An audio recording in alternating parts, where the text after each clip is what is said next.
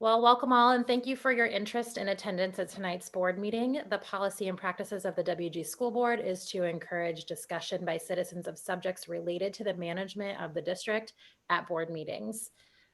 The board has provided specific time on the agenda as part of listening to public communication, delegations, and petitions. And we ask that if you are able to participate in that we keep that time kind of short and concise so we can keep the meeting moving in a timely manner. We'll call the meeting to order at 6:04 p.m. Can I get a roll call, please? Ashley Brandt? Yes. David Elliott? Yes. Paul Jansen? Yes. Dan Behrens? Yes. Tim Bogartis? Yes. All right, and we have a couple of kind of changes to the agenda from what was published due to the nature of our Zoom meeting. Dr. Adams, do you want to highlight some of the changes that were made? Yeah, there's a couple items that I felt that we could table till next month or until there's a forum that is more conducive. The first would be action item 6H. I suggest that we table that, and it's not timely. We got a lot going on and to talk about a bleacher purchase right now. I'd also like David Smeltzer as well as Matt Eichhorn to kind of tell the story behind this. This was a conversation that we did have in the fall, and we kind of pushed until spring. So I just suggest that we table that till May. The second would be item 8A, superintendent evaluation. I think I would benefit personally from a face-to-face meeting and a conversation as opposed to trying to conduct something like that over Zoom, and then it assures that I have another month of employment with the district. So we can go ahead and table that till the next month as well. All right, sounds good. So we just need a motion to approve the agenda with those adjustments. I move that the WG Board of Education approve the agenda for the public hearing. Oh, I'm sorry. Yeah. Yep. Hearing closed meeting on Monday, April 6th, 2020, with the following changes as tabling action item 6H and 8A. I'll second. A motion by Sam, seconded by Tim. All those in favor? Aye. Aye. Aye, motion carries. All right. Previous minutes, anybody have any questions about the minutes from the meetings on the 10th and the 17th?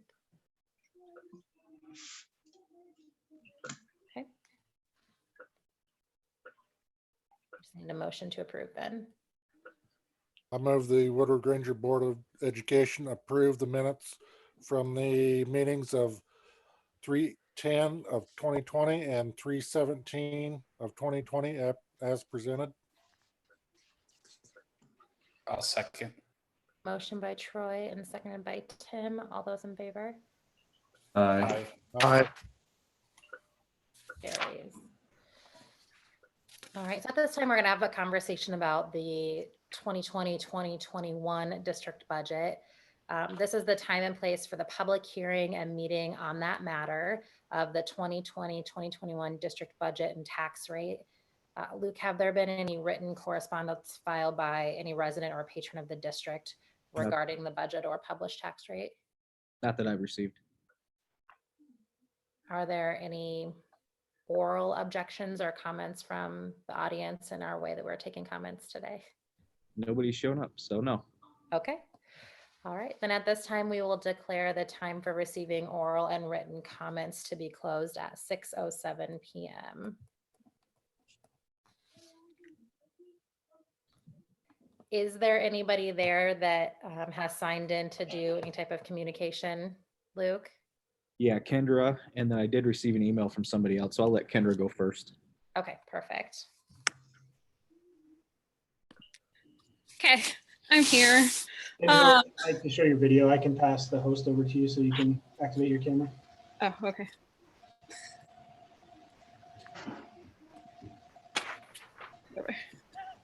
Okay. All right, go for it. Okay. Perfect. Hey guys. Basically, update from WGA is we're just trying to update members with what's Dr. Adams and our administrators are sending out for communications.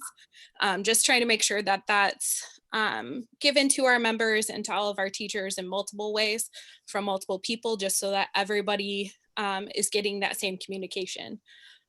So we're just trying to stay in contact with Dr. Adams and with our administrators to make sure that we're helping to meet the needs of all our teachers just as much as we know the administrators and you guys as school board members are. We're just kind of in obviously unprecedented times. And so I think we're all just trying to do what we can to make sure that everybody's in the loop as far as that communication piece goes. We're also helping Jake Moling with some incentives for teachers to complete our wellness bingo that we're doing. So we're helping, and we donated $100 towards that for teachers who choose to participate in that activity, just to all keep our sanity at this time, because we don't get to see the smiling faces of our kids every day. So we're just trying to do what we can to make sure that we're helping everybody. So. Awesome. And Kendra, just a shout out to you and the amazing teachers. You guys are crushing it during this time. I couldn't be prouder of the teachers that we have in this district, the leadership that you guys have presented, the administrators, the teacher leaders. It really means a lot to our kids. Our kids are thankful. Parents are very thankful. So just want to say we really appreciate what you guys are doing. Awesome. I mean, I think I can tell that the relationship building that we've all been doing this year has paid off in so many different ways. And I think it's so clear how well we're all working as a team. And I think that's coming through to all of our parents and community. Yeah, we can definitely feel it. You know, I'm just speaking as a parent. We can feel that you guys are connected. We can feel that we're operating as one really well-oiled machine. So kudos to you guys. Thanks. Yeah. And Luke, you mentioned that you have an email. Yeah, so I received an email from Amanda McLeod. After she sent this, she realized it may be more of a city issue, but just with the kids being involved, she lives over on Broadway Street, and it's becoming, there's a lot of speeding. Her daughter was almost hit last week, and the daycare's there. She just didn't know if there's any way we could work with the city to see if we could maybe get an extra stop sign, get other signs to kind of slow the traffic down there. So. I mean, I don't think that that's necessarily a school thing that we can solve for, but hopefully we've got a loud audience that's watching tonight that can kind of pass that message on. And I know that Dr. Adams meets with Tony James regularly. So maybe Matt, if you could pass that along to Tony, that we got that feedback. Absolutely. I wouldn't have a problem calling Chief Owen tomorrow and just let him know that this was brought to our attention. Yeah. Great. Amanda, thank you for sharing that feedback with us. All right. Anything else? That's it. Okay. All right, then let's move on to the action agenda. And those that are watching, we have stuff that's on our screen. So if our eyes look like they're darting back and forth, it's just because we're reviewing documents on our screen while we are having these conversations. So should we talk board meeting dates for next year? You bet. So in your packet, you should have some proposed school board dates for 2021. Same pattern as we've done before, which is the third Monday, with the caveat that in March, with spring break, we do have it on the second Monday. In April, with this whole certified budget timelines that we must meet, we have it on the second Monday. And then, of course, in May, to deal with graduation stuff, we have it on the second Monday. So these are pretty much corresponding dates, dates that the board has been used to for the last several years. I'd be happy to answer any questions you might have. Yeah, any questions or concerns about these dates? I'll run into the same problem on that April meeting with library board in Woodward. That's a multi-year term. So if we could look at an alternate to the Monday in April, that would be helpful. Do you just want to shoot for like the Tuesday of that? You'd say the 6th would be fine. Anybody have any concerns with that? Tuesday, April 6th. I appreciate it. Yeah, as long as we can meet our timelines with a certified budget on April 15th. Sounds great. Just need a motion to approve with that slight modification to the presented schedule. I move the WG Board of Education approve the board meeting dates for 2021 school year as with the following changes. April moved to April 6th. Second. A motion by Tim, seconded by Dave. All those in favor? Aye. Carries. Okay. School bonds. This is the resolution for a prepayment for the 2013 bond. This is just paying on the GO bonds, and the board just needs to approve the resolution so we can levy for this. It's already built into the budget. It's already been what we talked about last week, or last meeting, sorry. Do you just want to give like just a quick synopsis of what this is for those that are watching that maybe didn't see last time? Sure. So 2 years ago, we levied $135,000, and this is all part of that 4.05 that was approved to pay for debt. So 2 years ago was $135,000. Last year we levied $195,000. This year we'll be able to apply an extra $255,000 towards the prepayment of those bonds. So just as looking at the growth of the district, this is pretty important for us to get our debt paid down moving forward. So I will move that the WG Board of Education approve the following resolution.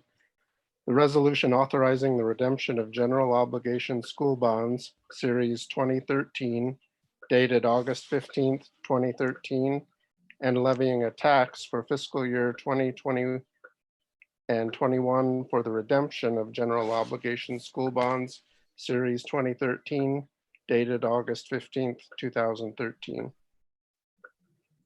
Second. A motion by Dave, seconded by Sam. We need a roll call vote for this. Ashley Brandt, Yes. Tim Bogardus, Yes. George Jansen, yes, David Elliott, Yes. Sam Barons. Yes.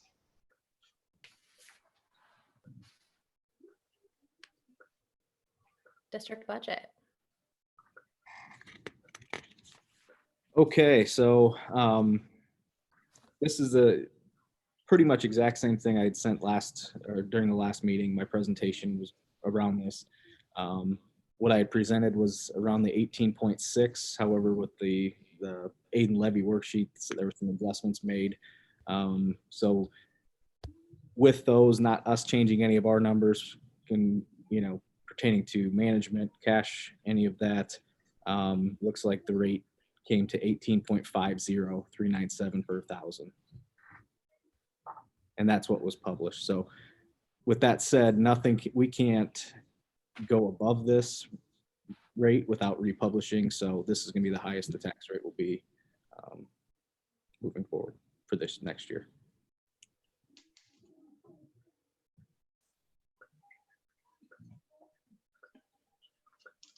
Questions on that, guys? I will move that the WG Board of Education approve the 2020-2021 district budget as presented at the rate of 18.50397 per 1,000, with the final rate adjusted to one and the same if needed. second, A motion by Dave, seconded by Troy. All those in favor? Aye. Aye. Aye. Aye, motion carries. Let's talk hourly employee pay. So I shared some information with you on my Friday board report. This is a moving target. This thing changes just kind of on an hourly basis, like so many other things. We did include a resolution that I hope you had a chance to kind of read through yet today.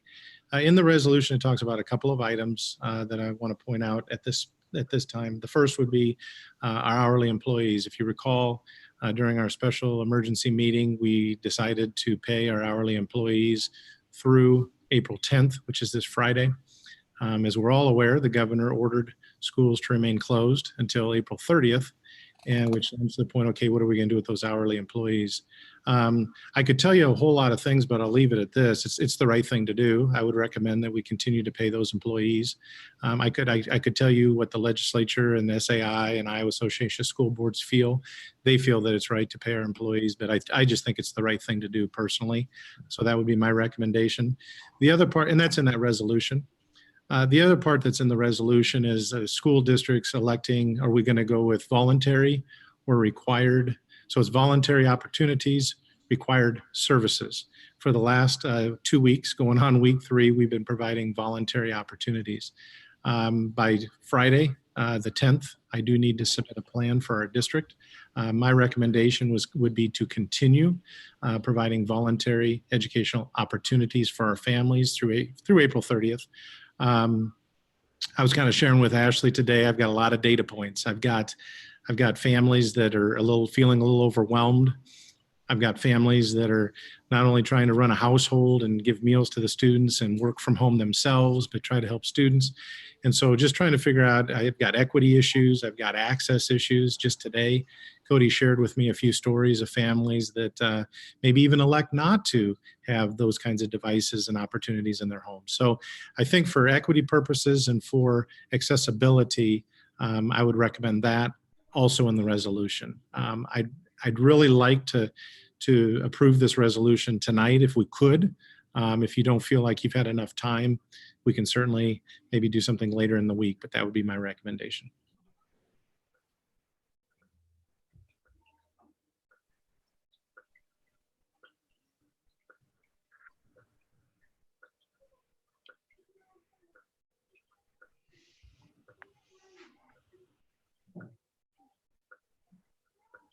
So with the resolution and the recommendation of making it voluntary educational opportunities versus required educational opportunities, what does that look like for our families post April 30th? You know, I have what guidance we have now through the 30th. We've speculated so many different things. You know, will we be able to come back after April 30th? And if we don't, what kind of guidance will we be given? You know, there's, as I've said, there's a reason why our citizens chose to send their students to school and not to homeschool their kids or not to put them on online learning. And there's a reason Iowa code only allows 3 school districts in the state of Iowa to provide online. It's an equity issue. It's an access issue. And, you know, I think regardless what happens with guidance, obviously we'll respond to it appropriately, but I just, in talking to teachers and what they're doing, and, you know, as you said, they are knocking it out of the ballpark. They really are trying to connect. I've heard from families that are a little overwhelmed by the amount of stuff already coming. It would definitely add a lot of stress to families if we said now, really monitor the time allotments, really monitor the assignments. They need to be turned in on time and graded. Because to be real frank with you, that's really the big difference, is items can be graded and counted and required. So I know we'll get new guidance probably if school goes out of session beyond the 30th, but that would be pure speculation at this point. Sure. Clarify for me, when I saw the governor's decision on this and saw some of the Department of Ed guidance, there's an issue with the legislature only forgave days up to the 13th. If we go voluntary, are we going to end up having to make up these days into the summer? No. What I didn't realize, there were some school districts that elected not to do anything in the original 3 weeks or 4 weeks if you didn't have a spring break. And so what the Department of Education is saying is if you elect to continue not doing anything, you will have to make up the days. If you elect to do voluntary educational opportunities or required educational services, you will not need to make up those days. Okay. It was unclear to me whether the differentiating line was required versus voluntary. Well, we were a little confused. Yeah, we obviously, as they're building this airplane in flight, you hear different things, and we see clarity and we ask questions. And I think they probably get tired of us superintendents asking the same question over and over as we just see clarity. But with what I'm recommending, we would not have to make up any school days between the 13th and the 30th. if that being the case, then I'm definitely in favor of the voluntary efforts we've already been making continuing. Appreciate that. So now I will tell you, I'm sorry, Ashley, I will tell you, just so you can kind of get a sense of the landscape. The Metro superintendents, we have this huge spreadsheet where we ask about every question under the sun and respond. Yesterday afternoon, I just took a quick peek. When you look at the Metro superintendents, I stopped counting at 22 school districts in the Metro area that we're going to continue to provide voluntary, and I could only find 3 school districts that are thinking required in the high school, and that would be Waukee, Van Meter, and Ames. Otherwise, our neighbors, North Polk, Johnston, Dallas Center Grimes, ADM, West Des Moines, Bondurant, Carlisle, all of those school districts are electing to do voluntary educational opportunities as well. Do you know what kind of participation level we're getting on these voluntary opportunities from, like, by middle school, high school? Do you have any clue? Is it half of them the kids are doing the work? Sam, I think half would be fair. I did have a Zoom meeting with the principals last Friday to kind of talk about it. I think we recognize at the middle school and high school level that I kind of used a fishing analogy. We need to kind of change our bait. You know, sometimes when you, Sam, maybe you fished in that pond where you barely, bait the hook and they're biting. Yeah. Those are your elementary kids. They're all in. Yeah. And then you go about 1 o'clock in the afternoon and it's 90 degrees out. Now you gotta look at things a little bit differently. And so I think they're really prepared to kind of reach out in different ways. Even though we would continue to do voluntary, it's very, very clear from everybody from the elementary on up that they're ready to maybe take it to another level, a different level. We're issuing Chromebooks to 2nd through 5th grade tomorrow afternoon. The high school and middle school are opening up to get some of those critical items that maybe they didn't get the first time, thinking that maybe this too shall pass. I think there's a sense of urgency out there that maybe we didn't feel 3 weeks ago. How are we keeping non-certified staff involved in day-to-day operations at this point? Very, very limited. One of the conversations that I had with Kendra and Jolie and their leadership was kind of talking about the exposure without the proper equipment. And so in terms of, I think originally we talked, well, maybe they could do some cleaning and deep cleaning and whatnot. I think we're going to wait until the buildings get completely sanitized and ready to do summer work. And then I think there's going to be some opportunities there. Do we have, under the voluntary, are there any things we're going to have to deal with special ed wise? No, really, when it comes to doing voluntary educational opportunities, we just need to make sure it's as accessible. And so special ed teachers would be working with the general ed teachers along with like the Title I teacher, the at-risk teacher, and making sure that whatever the general ed teacher is sending out, it's as accessible to their students. So I actually have a letter that's drafted that will be going out to parents here in the next couple of days. I just need a couple principals to add in some details as they've worked with their BLTs, and that will be all outlined.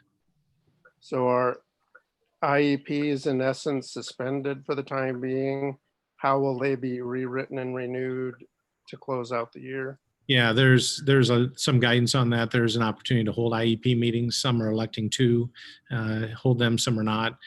Suspended, I guess you could. Direct services within the IEPs are not going to be available during this time. And that came from the AEA. Okay. You know, I heard this, and I guess, and I'll steal this. I always say steal first, build second. I heard a superintendent say this the other day, and I think I would echo those sentiments. You know, this isn't going to be perfect, far from it, but doggone it, when we get back, we're going to be really, really great. I think that's what we need to focus on.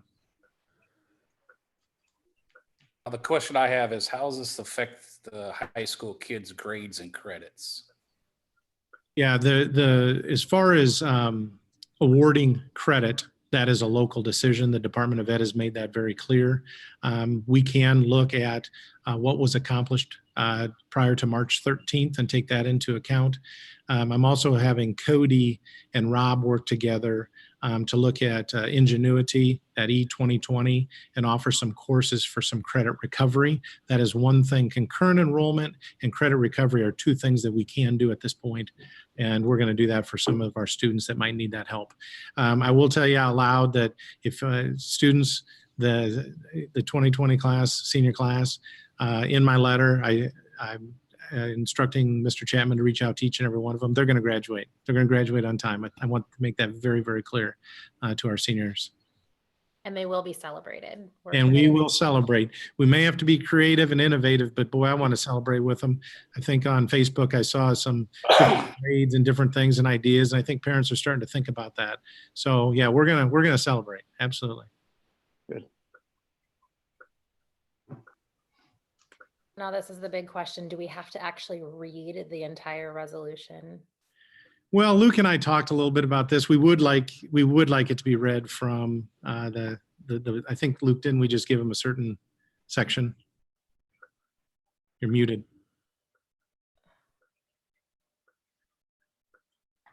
Yeah. Yeah, we gave them the section we wanted them to read. Is that correct? Yeah. So yes, please. Probably about half of it. So the 11 paragraphs, who is it?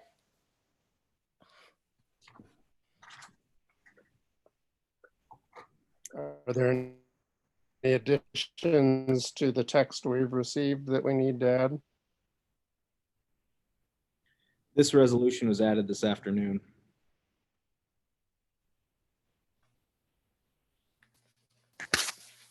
Dave, did we lose you?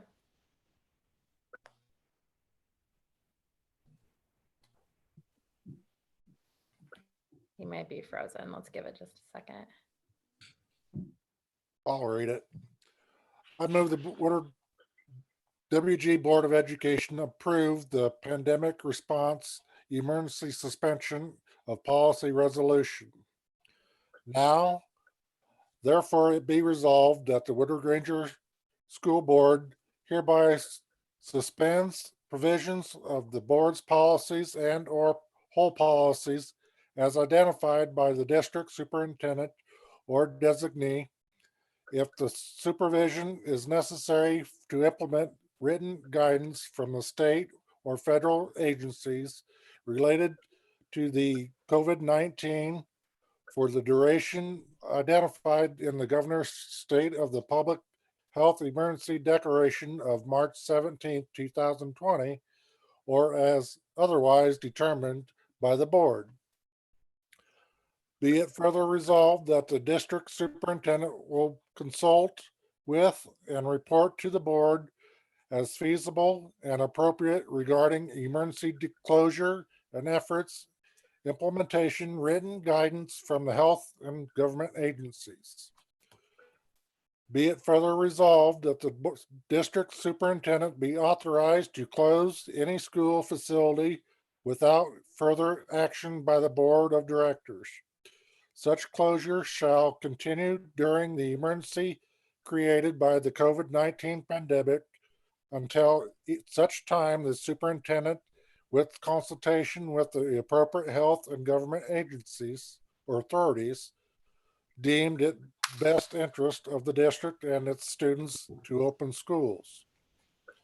Be it further resolved that the district superintendent be authorized based upon the needs of the district and guidance from health and government agencies to direct staff assignments during district closures, including but not limited to essential employees who must report to work, employees who may be reassigned, and employees whose services are not needed. Be it further resolved, the access to public school grounds and public school buildings of the district may be limited as directed by the superintendent during district closures. Be it further resolved that the certified exempt employees will remain employed during the school closure and until the number of days expressed on the contract have been fulfilled. unless otherwise approved by the board. Days that contracted employees do not report for duty either on-site if desired as deemed as an essential employee or from the remote location for all employees due to the closure do not constitute a fulfilled contract day exempt to the extent of those days that are forgiven by the district. Whether it be resolved that the light of the district-wide emergency closure, the board authorizes superintendent to place hourly and classified non-exempt employees on paid administrative leave and continue to pay them through April 30th, 2020. Be it further resolved that the district has elected to provide voluntarily educational enrichment opportunities to the students in the district during this period of school closures. Be it further resolved that the interest of the public health and or to comply with the federal or state health department recommendations or guidance. The board encourages the public to attend or listen to its open public meetings via telephone or via video conference, live streaming or television and or the internet, and the board will also limit public comment to written comments. Be it further resolved, the board reserves the right to adjust board meeting dates, times, and locations during the district-wide emergency closure in a manner consistent with the open meetings law, and notes that any or all board members may attend board meetings electronically as permitted by law. Be it further resolved that the execution of this resolution be conclusive evidence of the board's approval of this action and the authority granted herein. The board warrants that it has, and at the time of this action had, full power and lawful authority to adopt this instrument. This resolution will remain in full force and effect until it rescinded or amended by subsequent action by the board. Ooh, Second the motion. motion by Troy, seconded by Dave. We need a roll call, please. Ashley Brandt, Yes. Kim Bogardus, Yes. Troy Jansen, Yes. David Elliott, Yes. Dan Barron. Yes. Well done, Troy. Thank you. Get a drink. Okay, so moving on, let's take a look at some policy review. Okay, so as you might recall, we asked Iowa Association of School Boards to review our board policy manual. They did so, I would say last month. Was it March? Or maybe it was February, and we got the results back in March. Yeah.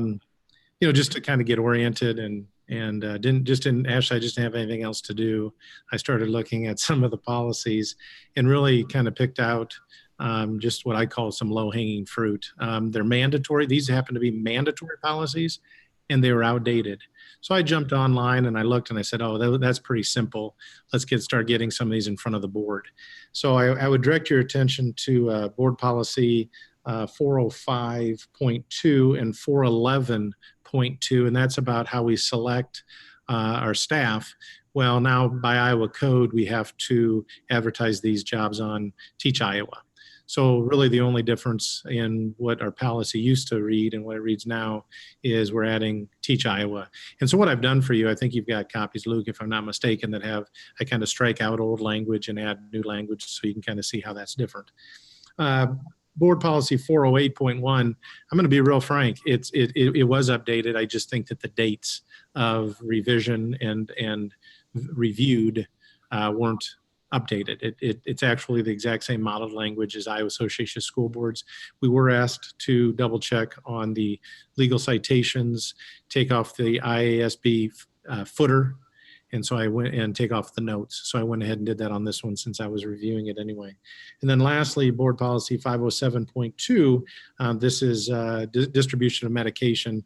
Some three noteworthy differences as the law has changed. One, it talks about a physician or delegating the responsibility to somebody. There must be a reason for delegation in there.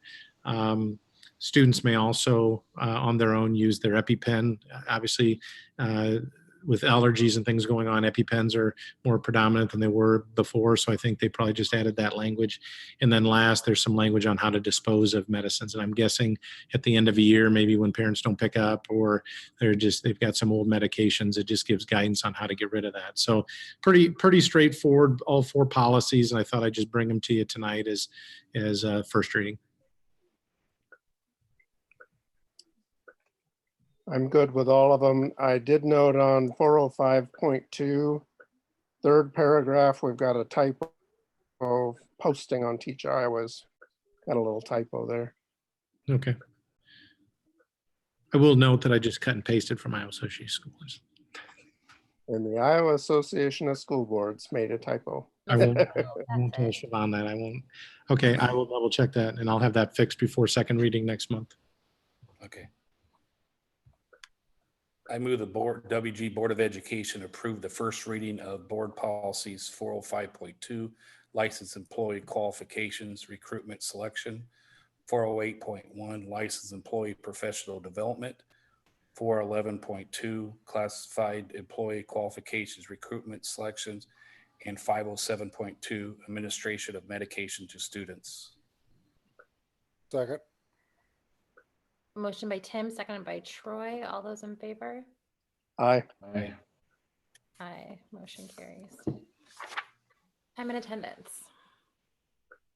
So this beginning of this year, we had talked to, or I brought to the Time Clock Plus to the meeting, and I know there was a question brought up: is there a way that we can consolidate Time Clock Plus with another program which we were using as Frontline, which everybody puts their time off into, their any absences go through Time, and plus also our subs use Frontline. Frontline, the time piece is a little bit more, it's a little bit more expensive. However, it's educational based. What we currently use, Time Clock Plus, is a nationwide company based time system, not really tailored to education. So when they tell you you can edit and do whatever you want, you can. However, the jobs functions of a school district, it made it very hard.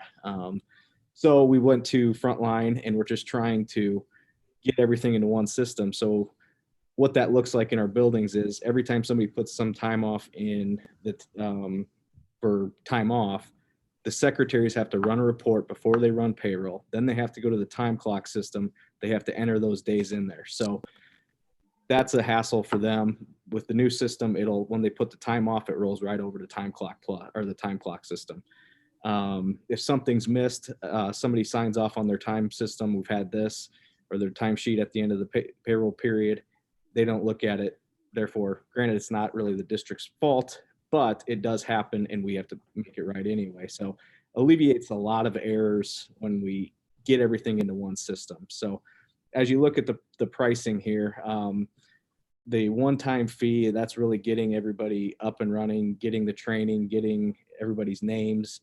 I know we just did this a couple years ago prior me with Time Clock Plus.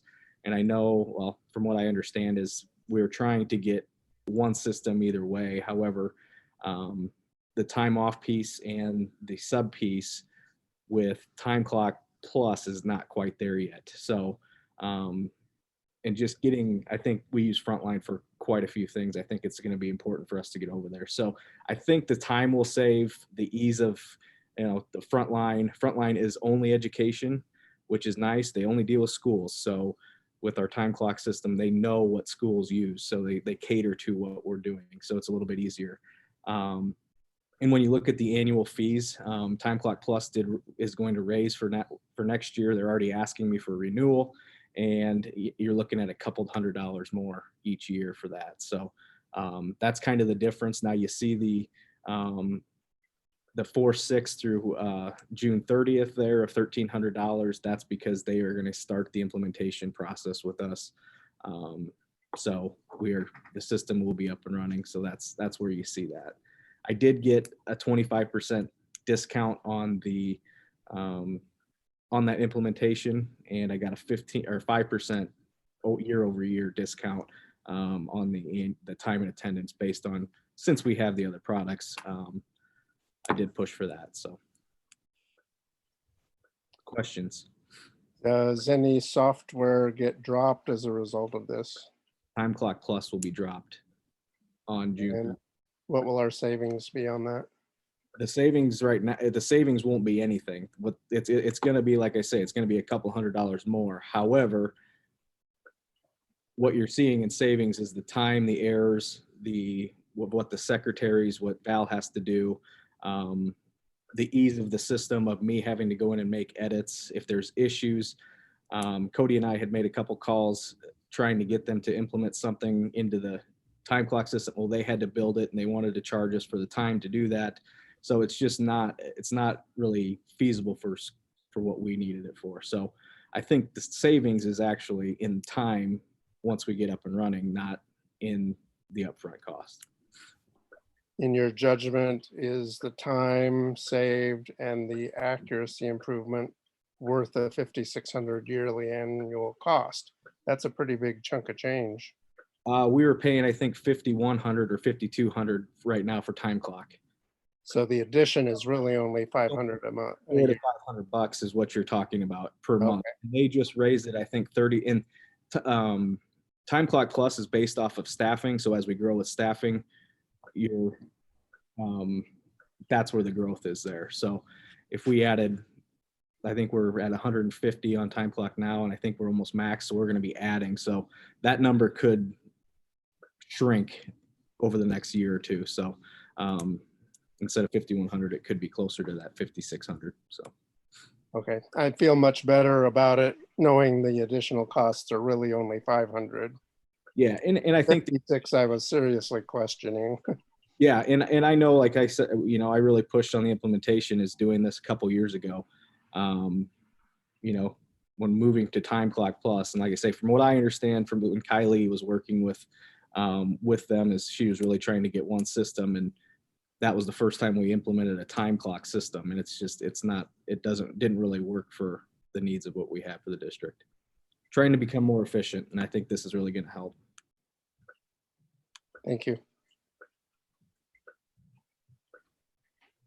How many years is the contract, Luke? 3 years. 3, okay, maybe I missed that. How many years were we with Time Clock Plus? We were with them for 2. Okay.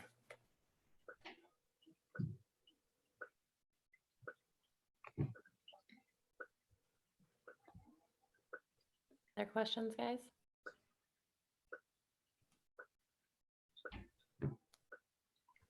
Just need a motion to approve. I move the Woodward Granger Board of Education approve the 3-year contract with Frontline for time and attendance. Second. Motion by Troy, seconded by Sam. All those in favor? Aye. Aye. Aye. Motion carries. Okay, let's talk negotiations. Well, this is exciting. I've got Dave here, and I appreciate Dave and Sam participating along with Luke, and had some good conversations with the WGEA. I think at one time I asked Kendra, has my message ever changed? And that's, we value our teachers. The Board of Education, WG board, is such advocates for their teachers. And so I'm pleased to announce that we settled with them with a overall package of 4.28. Luke, maybe you can give me some details. I think it was adding 310 on the base and a step. Yeah, he's muted. He agreed with me. I heard the yep from. We also, as you're aware, we had a insurance committee that ran several meetings in the fall, and we were able to really kind of look at some insurance things that offer some different products based on a survey that we did with the entire staff. So feel pretty good. We're in a pretty good position.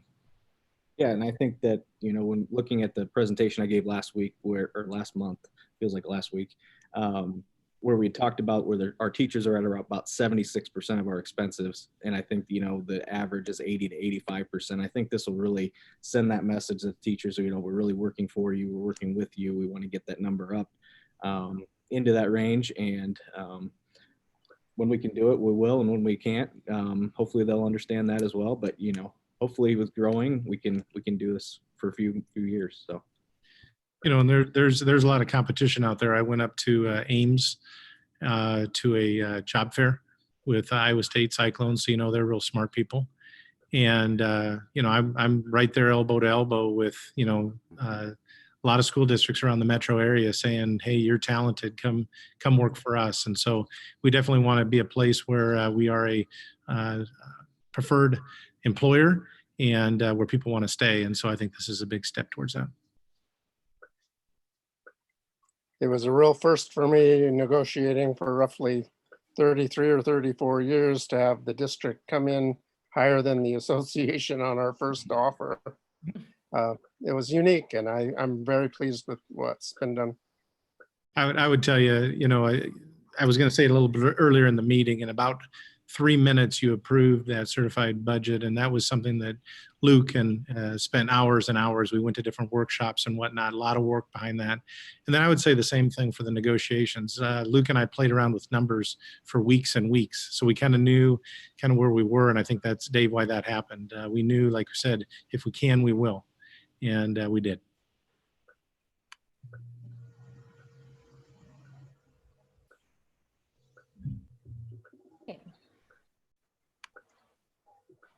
I move the Woodward Granger Board of Education approve the Woodward Granger Education Association negotiated agreement for the 2021 school year as presented.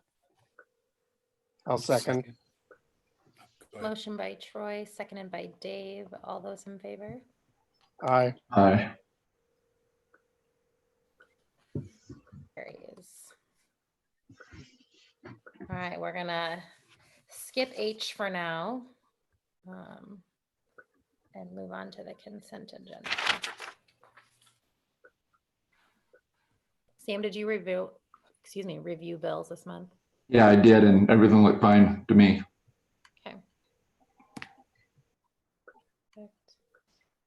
Looks like we've got some exciting new hires too. That's And I would say thank you for saying that, Ashley. I would just say this publicly. Thank you for entertaining a staffing plan early, allowing us to get out to market. There was a few remarks made that for math, high school math, that's a tough position to fill. And I sat in on a few of the interviews and was told that it was one of the best pools they've had in a long, long time. And I happened to, Jacqueline Miller happened to be somebody that I sat in on her interview, and I'm telling you, we hired talent. I had an opportunity to talk to her on the phone the day after the offer, and she's excited to come to Woodward Granger, and we're excited to have her.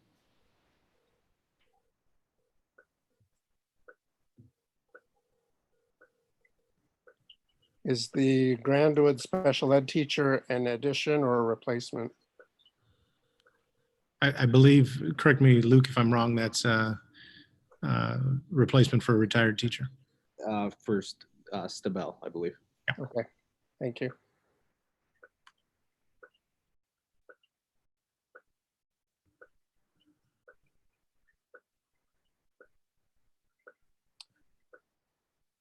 I'd just like to say I'm very sorry to see Lisa Anderson leaving us, but I understand.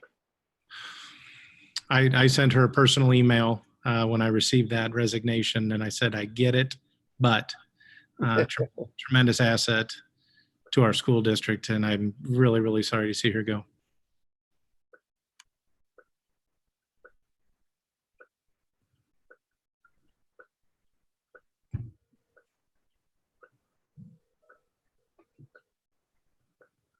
comments regarding the consent agenda.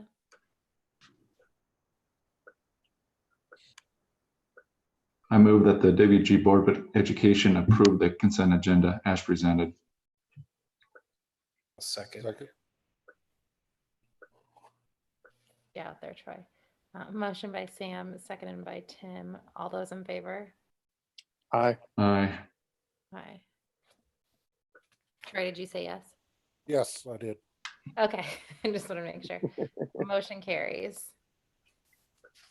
We're gonna bypass 8, 9, and 10.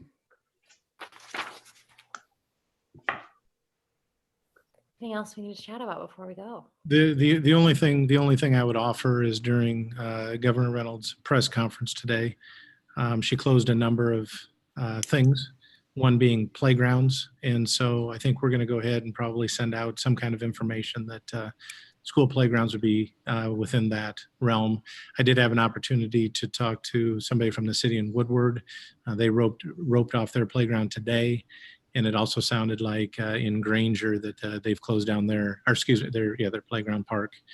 So parks and playgrounds are off limits as it relates to the governor's conversation today. So I want people to be aware of that. I can only speak on behalf of the Woodward Library, but I believe the Granger Library up to this point has also been doing curbside.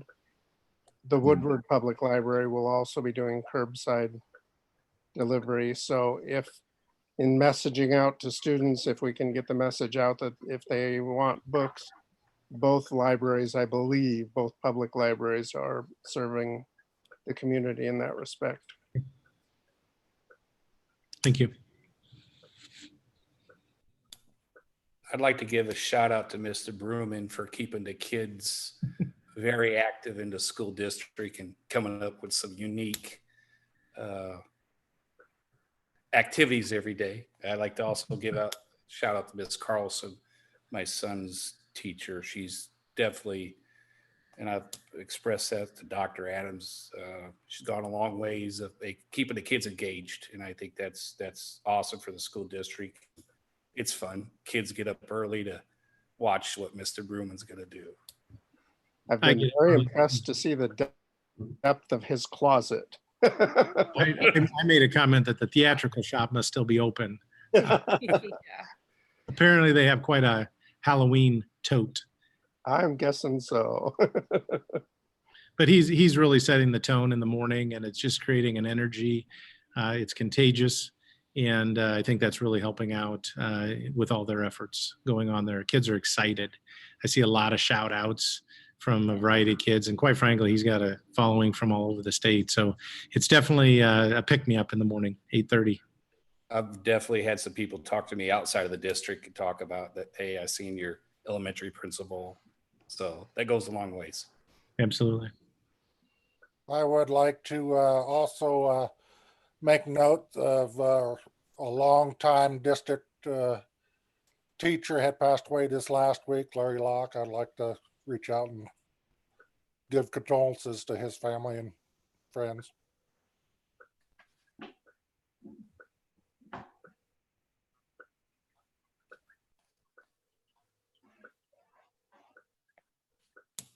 Thanks for mentioning that, Troy. Anything else? I'm sure that we will be in communication frequently and often as things roll out from the governor. Our next scheduled meeting is May 11th. We'll probably chat before then. Yeah. I'd put money on it. That's a safe bet, Dave. I will move that the meeting adjourn at 6:57 p.m. Second. Motion by Dave, seconded by Sam. I'm just guessing. All those in favor? Aye. Aye. Motion carries. Cody, special shout out to you. Thanks Yes, for getting thank this set up for us today. It worked like a charm. Yes, absolutely. Ashley, I have some stuff for you to sign soon. I'll stop in this week. Perfect. All right. Well, have a good evening, everyone. Everybody stay safe. Thank you. Bye-bye.